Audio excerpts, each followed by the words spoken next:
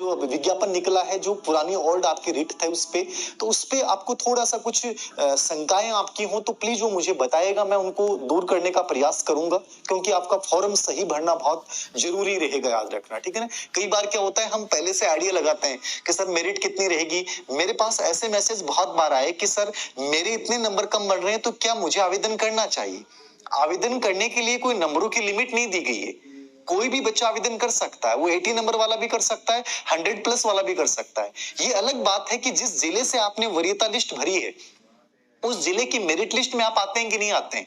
यदि आप नहीं आते हैं तो कोई बात नहीं है, और आगे कोई थोड़ी बताएगा कि धीर सिंह सर ये बता देंगे कि साहब मेरिट इतनी रहेगी, 125 प्लस रहेगी, 130 प्लस रहेगी, 120 प्लस रहेगी, 115 प्लस रहेगी, तो क्या उन्हीं को फॉर्म भरना है। फॉर्म सभी को भरना है, सावधानी पूर्वक फॉर्म भरना है। और पहले से पहले मुझे जिन लोगों ने फॉर्म भर दिया है, जिन लोगों ने गलतियां कर दी है, उनको मैं देखूं कि वो गलतियां मैं नहीं करूं। तो आप जल्दबाजी नहीं करें कि मैं 9 तारीख से शुरू हो रहा है तो मैं 9 तारीख को फॉर्म भर के आऊंगा। मैं 2-4 दिन आराम से देखूं, और ये भी देख लूं कि मेरे डॉक्यूमेंट 6 महीने से पुराने तो नहीं है, चाहे मेरी जाति हो, चाहे मेरा वो और जो कैरेक्टर सर्टिफिकेट हो, ये 6 महीने से पुराने नहीं हो। स्पेशली ओबीसी वालों के लिए, एसटी के लिए ऐसा कुछ है नहीं, ठीक है। मूल निवास पे कोई उसकी बाध्यता नहीं होती है, ठीक है। विवाह प्रमाण पत्र जो है आपको जरूरी होता है, लेकिन मान लीजिए कोई डॉक्यूमेंट आपके पास नहीं है, तो आप चाहे आरपीसी की प्रक्रिया को सुन लें, चाहे निदेशालय की प्रक्रिया को सुन लें, मेरे अनुसार ये होता है कि वहां आप शपथ पत्र देकर भी कि मैं यदि इसको जमा नहीं करवाता हूं तो मेरा आवेदन निरस्त कर दिया जाएगा। तो ऐसा एक प्रोसेस, एक ऑप्शन आपको दिया जाएगा, याद रखना। तो इस बात को लेकर कहीं ना कहीं आपके माइंड में जो कंफ्यूजन है वो मुझे जरूर बताइएगा, मैं एक अलग से वीडियो भी बना दूंगा कि फॉर्म भरने में क्या सावधानियां बरतें।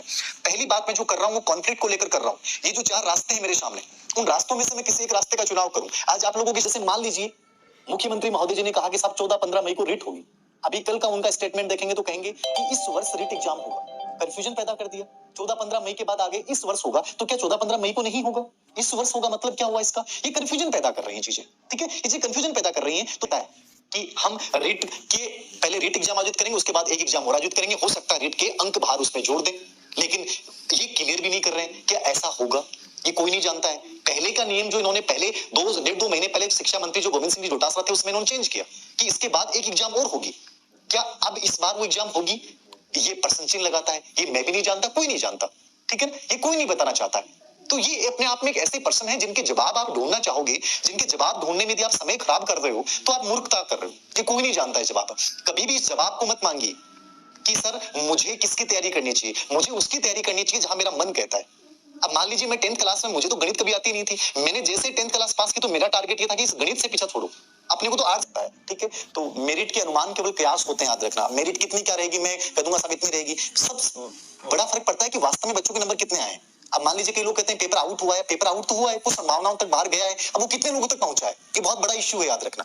तो कितनी मेरिट रहेगी इसके कोई अनुमान नहीं लगाया जा सकता। ये कहा जा सकता है कि भाई जिसके नंबर बहुत अच्छे हैं, 135 प्लस नंबर है, वो बहुत अच्छी स्थिति में, ठीक है। बाकी नॉर्मली जो भर्ती परीक्षा होती है उसमें 120-22 नंबर जो होते हैं वो बच्चे सिलेक्ट हो जाते हैं। अब इस भर्ती परीक्षा में क्या रहेगा, इसका पैमाना कोई नहीं जानता है कि कैसे क्या रहेगा। तो ये तो आप लोगों के आवेदन करने पे, आप तो रिलैक्स मोड में आवेदन कीजिए, जो आएगा परिणाम आएगा, स्वीकार करना हमें, ठीक है। किसान जैसे स्वीकार करता है कि साहब ओलावृष्टि होगी तो मैं रोक कैसे पाऊंगा, वो त्रिपाल तो बिछा नहीं सकता कि साहब पूरी फसल को बचा लूं। ओलावृष्टि हो, 120 आए, सबको फॉर्म भरना है, ठीक है। अब मैंने पहले भी कहा 120 वाले बच्चे सब अच्छी स्थिति में, लेकिन पेपर क्या आउट हुआ कि नहीं हुआ, पेपर की पहुंच कितने लोगों तक हुई, ओरिजिनल नंबर कितने आ रही है, सब प्रश्न है जिनके आधार पर तय होगा। तो आपको अलग होना पड़ेगा साहब, इतनी पोस्टें हैं तो वहां आपको अलग नंबर चाहिए, 130 प्लस होने चाहिए आपके, ठीक है। लेकिन आप एसटी एसटी में है, बीएच में है, विडो, तो वहां नीचे भी आ सकते हैं। तो ये स्पेशली पोस्टों की संख्या बहुत कम आई है, मतलब इतनी कम पोस्टें आई हैं कि लेवल फर्स्ट में तो फिर भी लगता है ये पोस्टें हैं, लेवल सेकंड में तो लगता ही नहीं कि पोस्टें हैं कि नहीं है।